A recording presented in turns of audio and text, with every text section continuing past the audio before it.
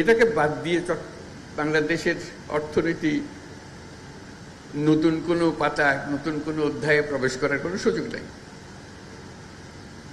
এই পথ খুলে দিলে বাংলাদেশের অর্থনীতির পথ খোলে। এই পথ না খুললে বাংলাদেশের অর্থনীতি যতই লাফালাফি, ততই ঝাপাঝাপি করো, কিছু হবে না। তো আমি একজনকে বোঝাচ্ছিলাম যে এটা কেন আমি এরকম মনে করছি। আমি বললাম, চট্টগ্রাম বন্দরটা হলো বাংলাদেশের অর্থনীতির হৃৎপিণ্ড। এই হৃৎপিণ্ড যদি দুর্বল হয়, তুমি ডাক্তার বৈদ্য সবকিছু আনো, মেরামত হবে, কিন্তু চলে না। ছোট্ট একটা হৃৎপিণ্ড, তার মধ্যে হলো রোগাক্রান্ত। এই হৃৎপিণ্ডকে তুমি যতই ঠেলাঠেলি করো, এটা দিয়ে বেশি রক্ত সঞ্চালন হবে না।